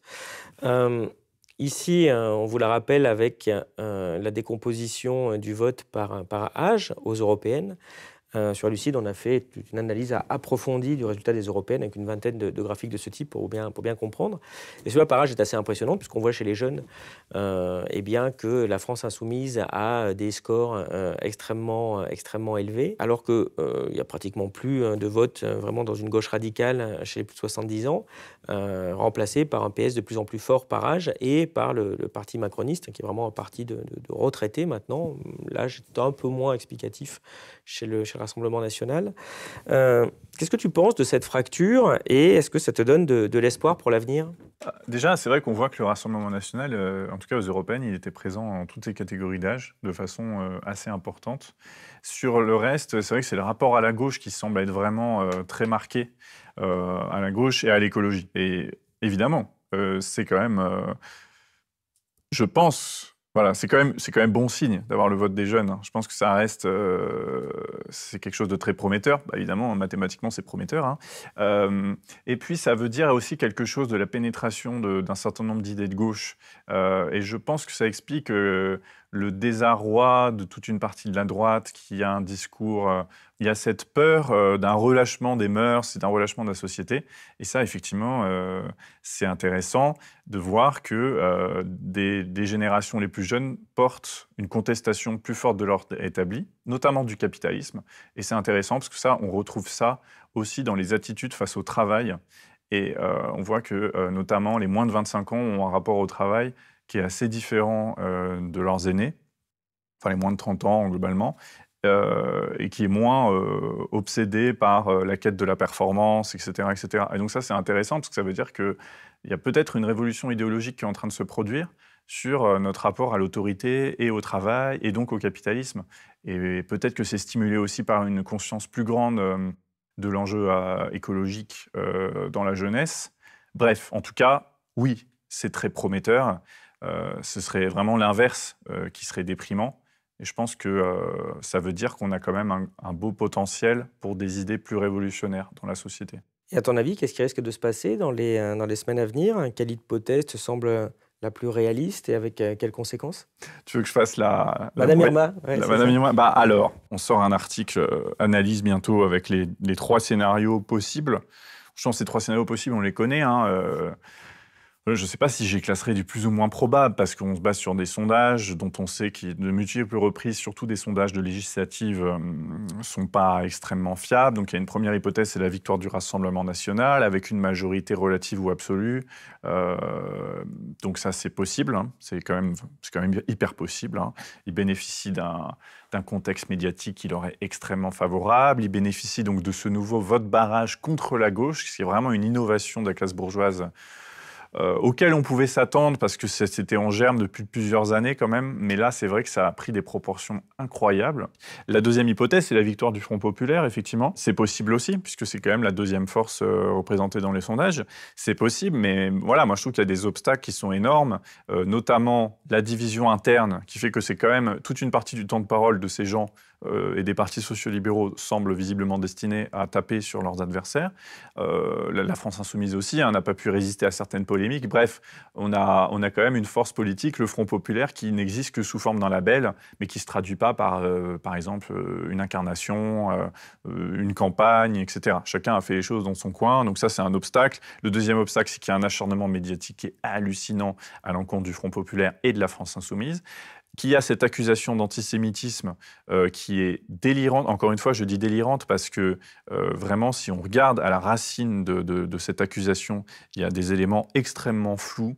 Il y a un mélange de... En fait, c'est juste une apposition de choses qui n'ont aucun rapport. De Mélenchon qui aurait déclaré il y a des années que Pierre Moscovici était lié à la finance. Ça serait antisémite de dire ça. De Mélenchon qui aurait dit que l'antisémitisme était résiduel en France. Donc en fait, il aurait nié la force de l'antisémitisme, ce qui est sans doute une mauvaise chose. Et d'ailleurs, il s'est exprimé dessus, mais ça ne veut pas dire qu'il l'est pour autant. Malgré ce handicap, il y a quand même énormément d'électeurs de gauche dans ce pays, et donc il se pourrait qu'il y ait cette victoire. Et puis le troisième scénario, là c'est plus intéressant parce que c'est un peu plus tordu, évidemment, et tu veux peut-être que je dise des choses moins attendues. Ce qui semble se dessiner quand même, c'est cette volonté pour les macronistes de s'imposer face à ce qu'ils appellent les extrêmes comme étant une sorte de centre raisonnable. Et je dirais que c'est un scénario qui est possible uniquement, donc d'arriver à constituer une majorité macroniste, en quelque sorte, uniquement s'ils arrivent à débaucher du Front populaire les partis sociaux libéraux. Et il se trouve que l'ambiance actuelle semble pouvoir pousser à ça, c'est-à-dire en criminalisant, parce qu'on est à ce stade, en criminalisant la France insoumise, ils envoient un message à leurs potentiels alliés de dire, vous voyez, vous feriez mieux d'être avec nous, finalement. Macron a l'habitude de mentir et les socialistes ont l'habitude de le croire. Voilà. Faut pas oublier que Macron, il est devenu président avec le soutien de toute une partie de socialistes. Tous les anciens députés, une grande partie des anciens députés macronistes sont des anciens socialistes. Puisqu'encore une fois, je le disais, ce parti, il n'a pas de colonne vertébrale idéologique. Il est de gauche par opportunisme électoral, mais dedans, on a des gens qui n'auraient pas de difficulté à rejoindre ce gouvernement. Donc, ce scénario d'une sorte de majorité fragile centrale, il n'est pas à exclure. Et je dirais que l'autre scénario, c'est effectivement, on va dire le quatrième scénario surprise, c'est une espèce d'impasse constitutionnelle où il n'y aurait pas de majorité claire pour personne. Et il y aurait une période d'errance avec des gouvernements instables. Et finalement, après tout ce qu'on a vécu, est-ce que ça ne serait pas mal de ne pas avoir de gouvernement, Et est-ce que ça ne serait pas... Moi, je pense que c'est une période intéressante parce que ça veut dire que quand il n'y a pas de gouvernement autoritaire, répressif, sûr de lui, ça veut dire que les mouvements sociaux peuvent prospérer. Et moi, je pense qu'on obtient le changement social véritable que par des mouvements sociaux forts. Et les mouvements sociaux forts, ils ont plus intérêt à une situation instable qu'à un pouvoir RN ultra puissant. Ça, c'est clair et net. On va revenir un petit peu sur la réalité de notre système parasité par la bourgeoisie, en déconstruisant quelques mythes tenaces. La plupart des gros entrepreneurs sont érigés en héros. On avait fait d'ailleurs une vidéo sur ce sujet-là. Et on nous explique qu'ils sont le moteur de notre économie. Qu'est-ce que tu penses de ce discours ?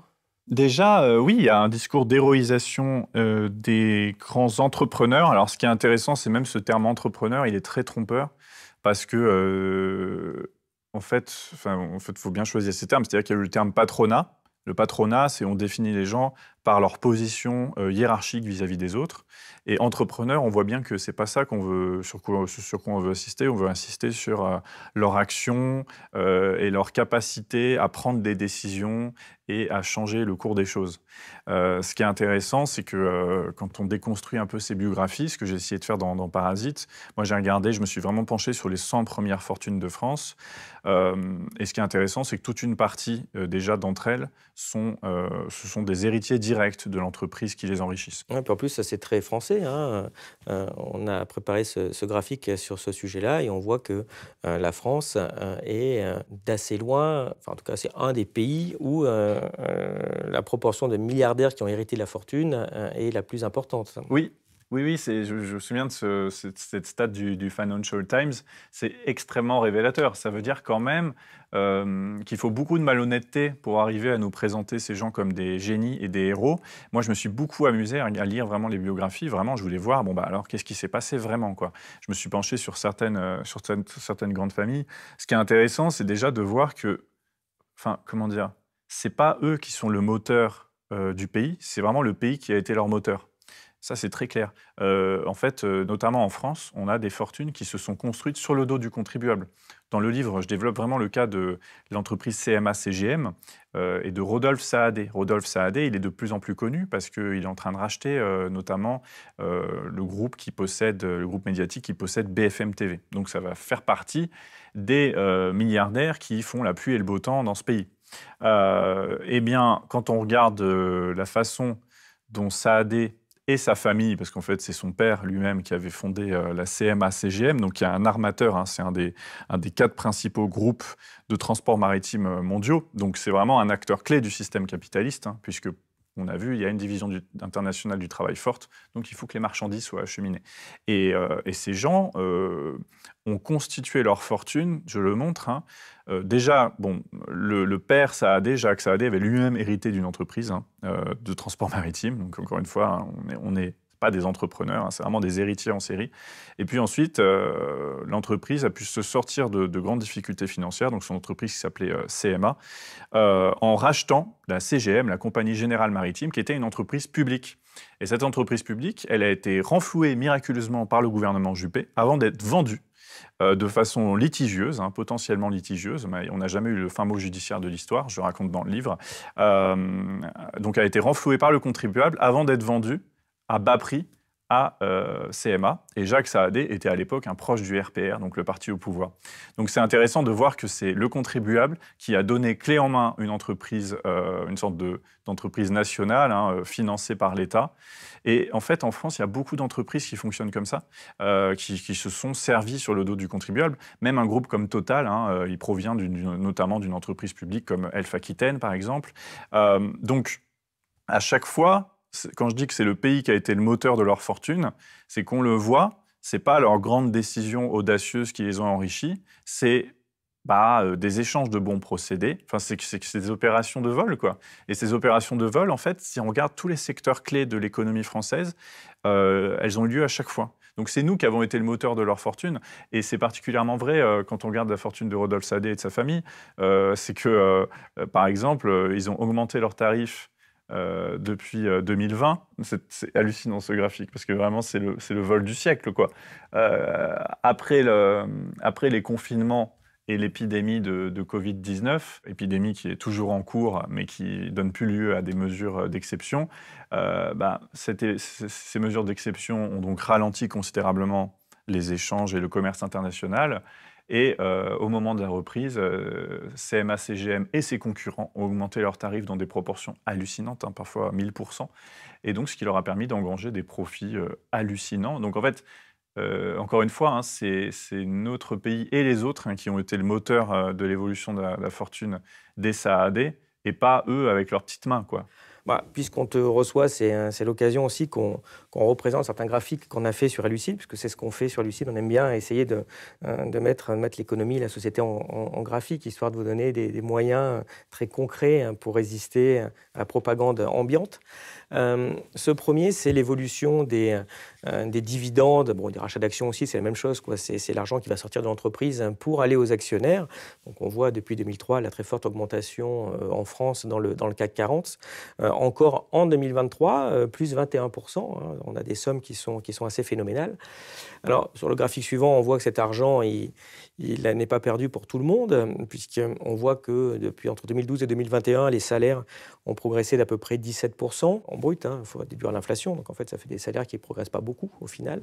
Par contre, pour les salaires des patrons du CAC 40, ils ont plus que doublé. Donc c'est plutôt sympathique. Sur ce graphique, on voit que pour les augmentations du patrimoine des milliardaires depuis 2009, entre 2009 et 2020, eh bien en France, c'est plus 400%. On voit qu'on écrase largement la concurrence allemande, américaine, brésilienne, même russe. Voilà, nos oligarques français ont été vraiment très très bien traités. On n'entend pas trop en général dans les médias parce qu'on a l'impression que voilà, on sera un enfer sur terre, des impôts, tout ça. Ouais, mais ça se voit pas des masses. C'est plutôt un pays de cocagne hein, quand on regarde chez nous, surtout évidemment depuis qu'ils ont placé directement une espèce de représentant politique à la tête du pays. Donc c'est assez pratique.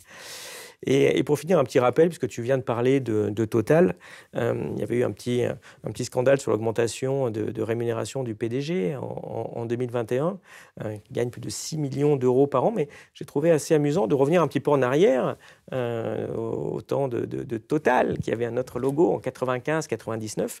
On voit que le PDG, à l'époque, quand on corrige de l'inflation, hein, pour pouvoir comparer, il gagnait péniblement 900 000 euros par an. Dont on peut déjà discuter, mais enfin c'est déjà par rapport à des hiérarchies de salaire un peu plus raisonnable. Et donc ce qui est drôle, c'est qu'aujourd'hui le PDG de Total, il gagne plus que les 14 dirigeants de Total en 1995. Donc ce système est complètement fou. Qu'est-ce que ça t'évoque, ce mouvement finalement de parasitisme? Oui, ce que ça m'évoque, surtout quand tu montrais la différence entre la France et les autres pays en termes d'enrichissement des milliardaires, c'est en fait ce que je trouve fou, comme tu le disais, c'est qu'on arrive toujours à nous faire croire qu'en France, en fait, on nous intoxique à l'idée que la France serait encore un paradis socialiste, en quelque sorte, qui ne serait pas entré dans l'ère de la mondialisation heureuse. Alors qu'en réalité, enfin malheureuse du coup pour nous, on y est entré bien plus que les autres, quoi. La France, et particulièrement depuis Macron, mais en réalité on voit que c'est depuis Sarkozy principalement, il y a eu une intensification du parasitisme par la bourgeoisie qui en fait vraiment une très bonne affaire pour elle, quoi. Et en même temps, c'est pas l'impression qu'on a. C'est-à-dire qu'ils arrivent toujours à nous faire croire qu'on serait d'affreux communistes en puissance, qu'on coûterait trop cher. Et vraiment, les féministes parlent, pour désigner l'attitude des compagnons violents ou manipulateurs, parlent du gaslighting, donc le détournement cognitif. Le détournement cognitif, c'est le fait de manipuler quelqu'un en lui faisant croire à une réalité différente. D'ailleurs, c'est le fait de dire à sa compagne, par exemple, « mais non, t'as dit n'importe quoi, c'est toi qui m'as énervé », bon bref, ce genre de choses.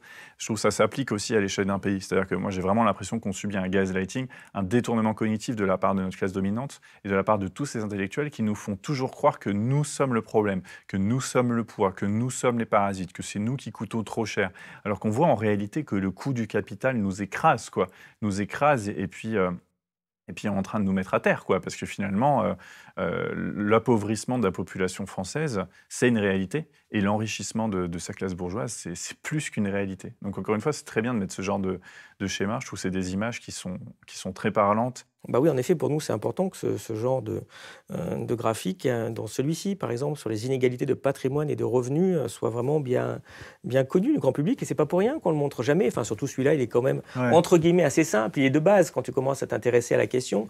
Parce qu'on va regarder en haut la population qui est classée, les 50% les moins riches en bleu, puis les 40 suivants, puis les 5 suivants, puis le top 1% en rouge. On essaie de regarder ce qu'ils possèdent après comme revenus, comme patrimoine financier, comme patrimoine professionnel, histoire de voir finalement qui s'accapare quoi, en fait.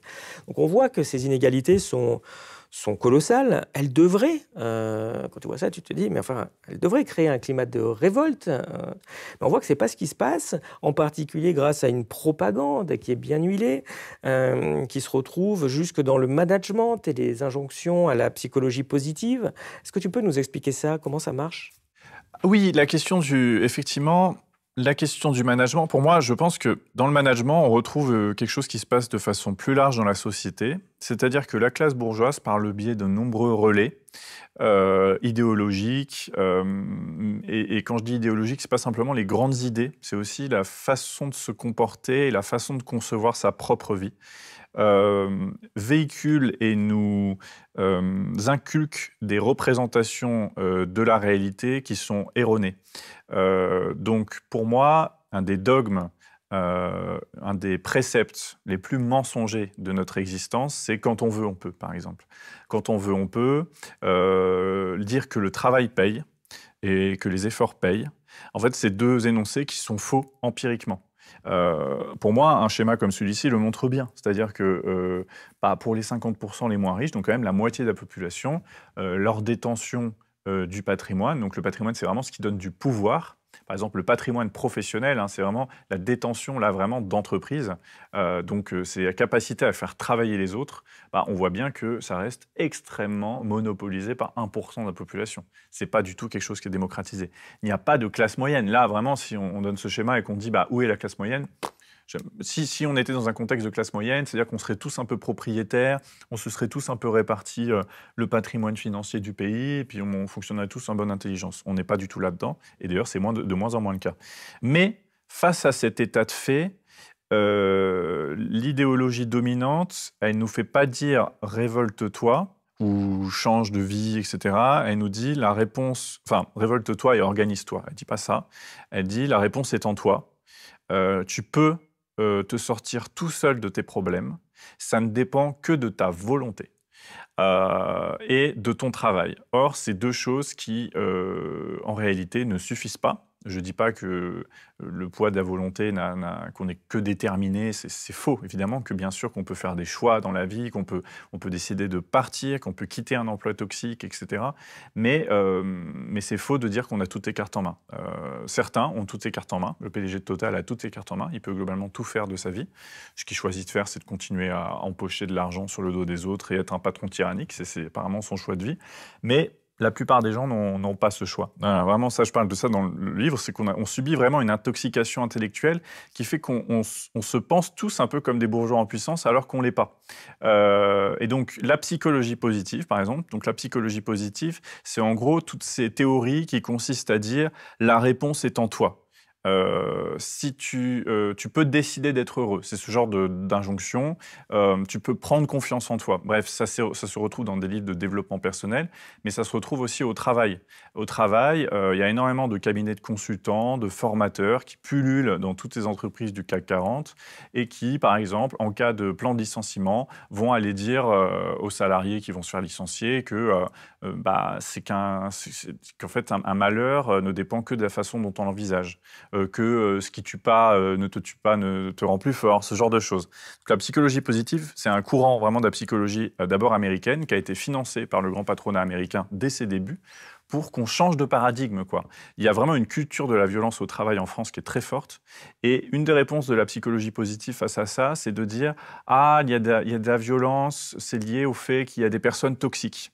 Le terme de toxique, que moi-même j'utilise beaucoup d'ailleurs, je pense que je devrais faire attention, parce qu'en réalité, vous voyez, là, c'est encore une façon de se dire, le problème ne vient pas du système, il vient de quelques personnes qui, psychologiquement, sont par exemple des pervers narcissiques. Alors, cette notion de pervers narcissique, elle a aussi eu beaucoup de succès, parce que du coup, on va expliquer nos problèmes et nos problèmes relationnels par l'attitude de quelqu'un qui lui-même a des problèmes affectifs qu'il doit régler et qui peut régler par une bonne formation, par exemple. Donc actuellement, en France, il y a plein de formations pour être un manager bienveillant. Alors qu'en réalité, ce qui rend les managers cruels et violents dans ce pays, c'est que justement, on a toute cette bourgeoisie qui veut se servir de plus en plus et de plus en plus fort, qui veut augmenter l'exploitation du travail, qui est tout le temps en train de créer des nouvelles réorganisations pour brutaliser les salariés, les faire travailler dans un climat d'urgence. Et forcément, quand on met les gens dans une situation pareille, on crée de la violence. Voilà. Et n'importe qui peut devenir un manager toxique quand il est promu.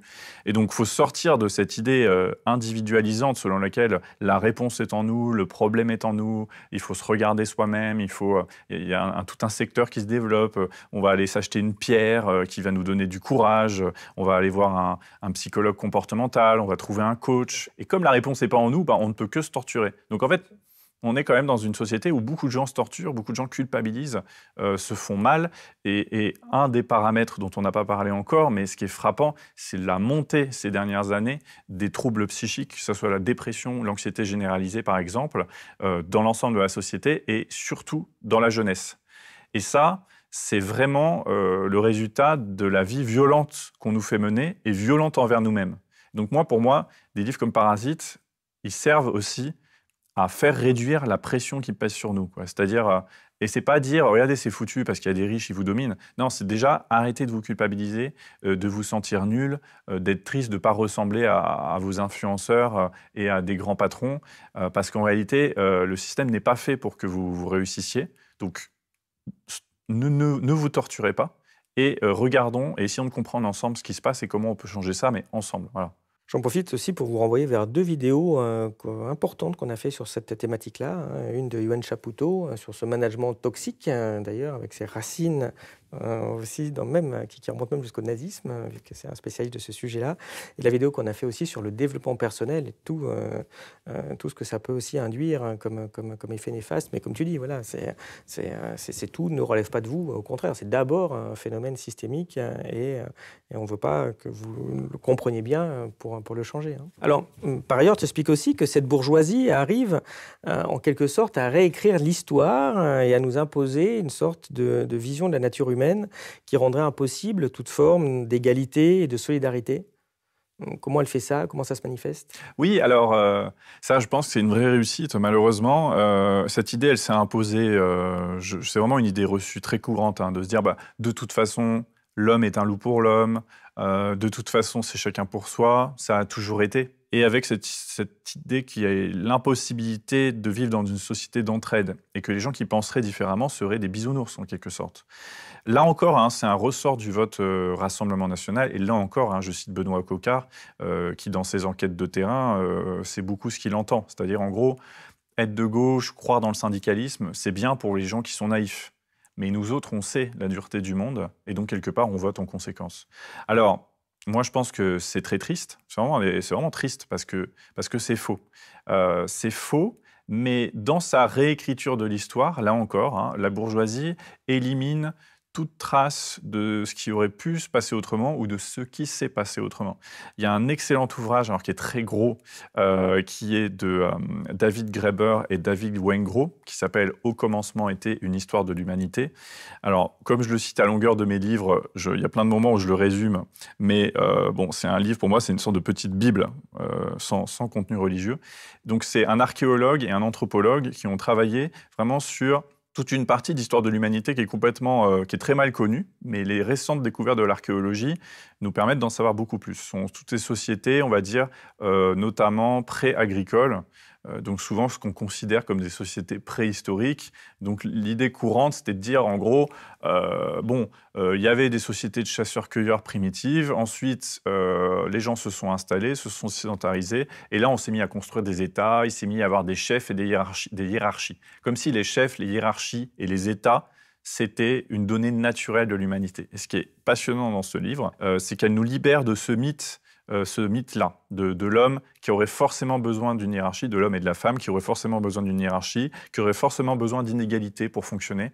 En fait, il nous montre que de très nombreuses sociétés humaines d'il y a très longtemps ont complètement disparu et ont des modèles très différents. Alors, ce n'était pas le monde parfait, mais c'est juste que c'était des modèles très faiblement hiérarchiques, par exemple, mais qui n'impliquaient pas forcément d'être des sociétés dites primitives, c'est-à-dire avec un confort sommaire et en gros des bandes de 10 personnes. C'est pas du tout ça qui s'est passé. Et je trouve ça intéressant parce qu'il donne des preuves scientifiques que le destin de l'humanité a pu être différent.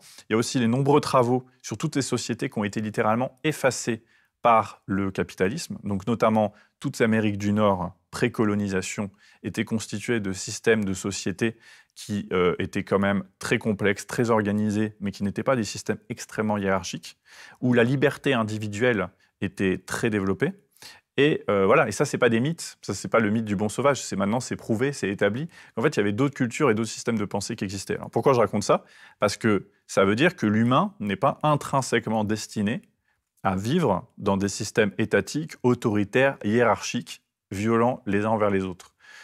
Et même dans nos propres civilisations, on a tendance à oublier toutes ces expériences collectives qui ont été faites sur la base de l'entraide, sur la base de la croyance dans la possibilité de fonctionner ensemble avec des intérêts communs. Et il se trouve que le mouvement ouvrier, en France comme ailleurs, regorge d'expériences de ce type. Et que malgré le fait qu'elle ait été très abîmée, et que c'est pour ça que les gens ont de moins en moins confiance en elle, notre sécurité sociale émane de cette croyance-là. Et il se trouve que c'est un des systèmes les plus stables que le pays ait jamais connu. La sécurité sociale, ça fonctionne depuis 1946, sans difficulté, et ça a changé la vie de millions de gens comme aucune organisation sociale avant. Or, c'est une organisation qui est fondamentalement fondée sur l'entraide et la solidarité. Donc, je crois que malheureusement, c'est difficile de lutter contre cette réécriture de l'histoire et de la nature humaine par la bourgeoisie, parce que la bourgeoisie crée elle-même les conditions dans lesquelles les gens sont des loups pour les autres, quoi.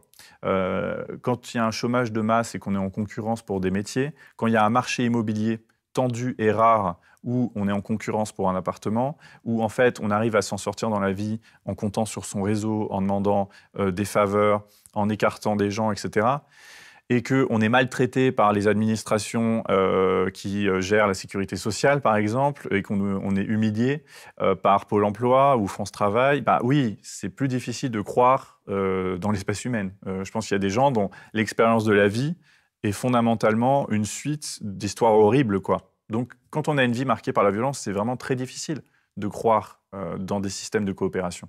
Et je pense qu'actuellement, les ouvriers et les employés qui votent RN, bah, ils ont renoncer à cette croyance-là. Ils pensent qu'on peut compter que sur sa bande, que sur sa famille, et que tous les autres sont des ennemis potentiels. Et malheureusement, c'est inscrit dans leur quotidien. Donc c'est difficile de lutter contre cette idée-là sans passer pour un doux rêveur, en quelque sorte. Mais je crois qu'on arrivera à lutter contre ça si, et là j'embraye un peu sur la partie solution, mais si on arrive, et la gauche l'a fait pendant un temps, en tout cas le mouvement ouvrier l'a fait pendant un temps, à rendre concret et tangible des modes d'organisation de la vie qui ne soient pas conflictuels et qui soient basés sur l'entraide et la solidarité. Je pense qu'il n'y a que comme ça qu'on y arrive, et pas simplement dans des propos ou des livres, même si j'essaie de communiquer cette espérance, mais je sais bien qu'on n'y croit que quand on la pratique, quoi. Malgré tout, le management, malgré tout le développement personnel dont on parlait tout à l'heure, les gens expriment une véritable souffrance au travail dont tu as parlé. On le voit ici sur une enquête qui a été faite. 48% des salariés interrogés se considèrent en détresse psychologique, dépression, épuisement, et 17% à un niveau très élevé de détresse. Après le Covid, on a assisté à une sorte on pourrait dire de prise de conscience avec des élans de reconversion professionnelle. Est-ce que tu penses qu'une petite révolution est en route ? Oui, moi je pense que, en réalité, pour moi, sur l'attitude face au travail, il y a la partie émergée de l'iceberg, c'est les grands mouvements sociaux, l'attitude des grands syndicats et les grèves les plus médiatisées. Mais ensuite, il y a la partie immergée de l'iceberg, qui est tout ce qui n'est pas visible à l'œil nu et qui n'est pas forcément relayé médiatiquement, qui sont des grèves en augmentation depuis 2020, des conflits d'une façon générale au travail qui sont en augmentation. Ce n'est pas forcément des grèves, ça peut être des débrayages. Ça, c'est la partie la plus institutionnelle. Et ensuite, il y a des mouvements de défiance envers le travail tel qu'il est actuellement. Par exemple, après 2020, il y a eu ce qu'on a appelé la grande démission. C'est un phénomène dont on a beaucoup parlé en 2020-2021 et depuis, on n'en parle plus trop. Récemment, j'ai regardé les stats à nouveau des démissions en France. Ça reste un niveau très élevé, bien plus élevé qu'il y a 10 ans. Alors, attention, la démission, quand on parle de démission, ce n'est pas des gens qui arrêtent de travailler. C'est en fait des gens qui changent d'emploi. Mais déjà, rien que changer d'emploi, ça crée de l'instabilité pour les entreprises. Elles n'aiment pas du tout ce système de démission. Le gouvernement de Gabriel Attal réfléchissait d'ailleurs à mettre fin au système de rupture conventionnelle qui permet de partir d'un commun accord et d'essayer pour pouvoir percevoir des allocations chômage. Bref, il y a ce mouvement de désengagement. Moi, je trouve que c'est un mouvement de désengagement par rapport au travail et qui est très opportun puisque, au contraire, le management français et capitaliste au sens large compte toujours sur le surengagement des salariés. Le surengagement des salariés, c'est une façon pour les entreprises d'obtenir du travail gratuit, tout simplement. Donc le surengagement, c'est le fait de faire des heures sup non payées, par exemple. Ça, c'est quelque chose qui est à la fois demandé aux salariés et aux fonctionnaires, parce qu'on a demandé à la fonction publique de faire des économies, mais comme on a toujours besoin, il y a des services indispensables, et ben du coup, ces gens font des heures sup gratuites ou qui sont rattrapées des années plus tard, etc., etc. Donc, face à cet impératif de surengagement, on assiste à un mouvement de désengagement. qui se traduit également par ce que la presse patronale a appelé le quiet quitting, donc démission silencieuse, que moi je trouve on pourrait plus facilement traduire par la grève de la performance, c'est-à-dire particulièrement des jeunes qui disent bah non, je refuse de faire plus, non, je ne vais pas me venir au moment de convivialité sympatoche organisé. Donc je trouve qu'on assiste à ce mouvement-là, et la reconversion professionnelle en est la partie la plus médiatisée, mais pas forcément la plus représentative, parce que la reconversion professionnelle, donc c'est l'idéal de devenir maraîcher ou peintre ou cuisinier. Donc oui, je pense qu'il y a une révolution silencieuse qui est le rejet du salariat violent tel qu'on y est assisté, et peut-être le rejet du salariat en général. Le salariat, c'est quand même un lien de subordination, c'est quand même une restriction des libertés individuelles, pour en plus une fin qui n'est pas toujours très nette. Et ça va aussi avec le phénomène de théorisation et de rejet des bullshit jobs, donc ce concept de l'anthropologue David Graeber qui a eu une vraie, qui a fait écho en fait à la situation de beaucoup de gens qui travaillent dans le secteur des services, où en fait on se rend compte qu'on fait un travail qui n'a pas beaucoup de sens, qui est pris dans un nombre extrêmement important de procédures, de systèmes d'évaluation. Et en fait, oui, le travail sous régime capitaliste, il repose sur le contrôle, sur l'évaluation, sur la vérification, sur l'explosion des strates managériales, ce qui fait que même dans des secteurs où a priori le sens au travail est très clair, comme le secteur associatif, ben, en fait, des gens subissent des situations ubuesques où en fait, ils ne savent plus ce qu'ils font là, quoi.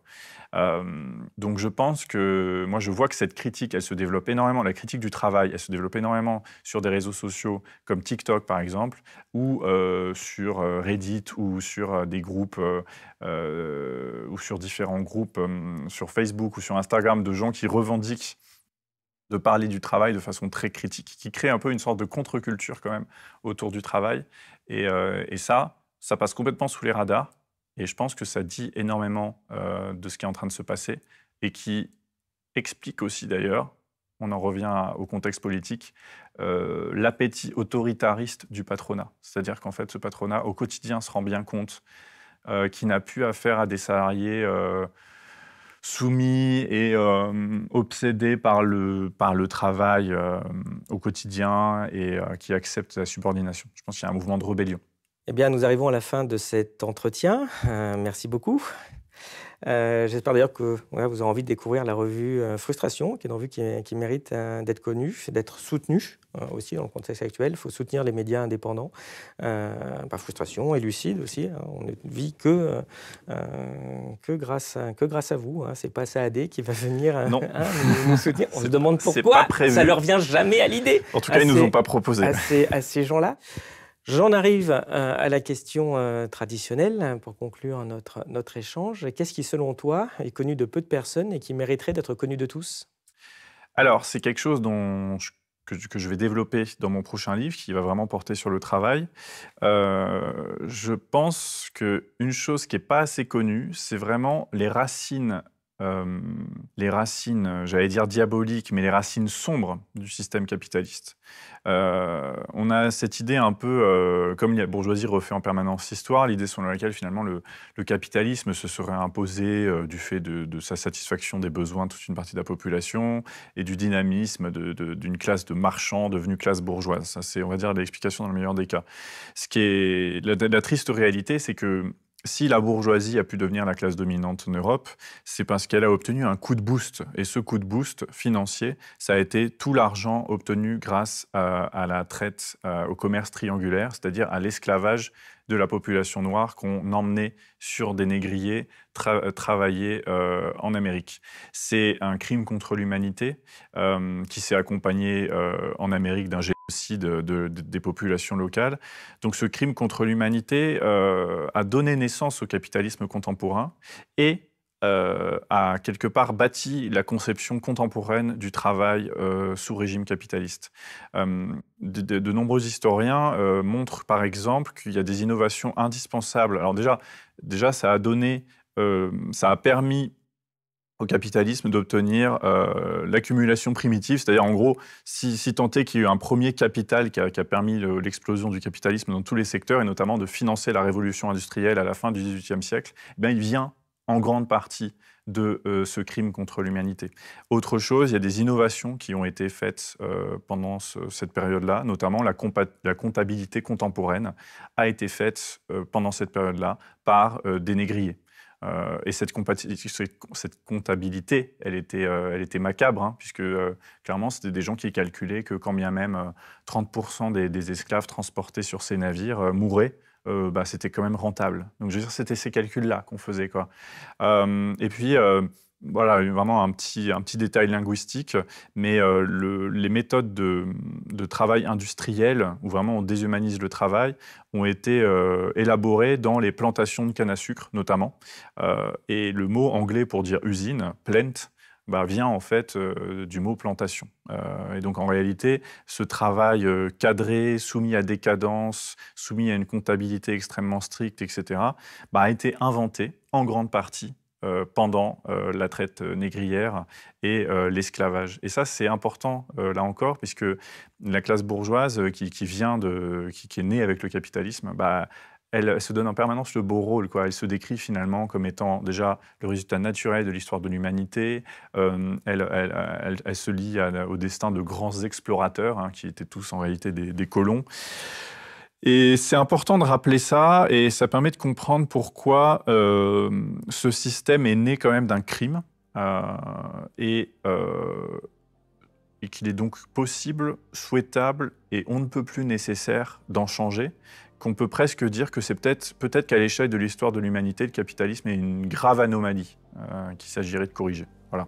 Ça me semblait intéressant de rappeler ça, puisque comme je disais tout à l'heure, la bourgeoisie réécrivant en permanence l'histoire, c'est bien nous aussi de l'écrire, hein, pour le coup, en se basant sur des faits réels. Et ce fait réel-là, vraiment, tout ce que j'ai lu sur l'esclavage, c'est des réalités qu'on en a tous entendu parler, mais on ne se rend pas compte à quel point c'est quelque chose qui a laissé des traces et qui a permis l'émergence des sociétés capitalistes européennes et états-uniennes. Voilà.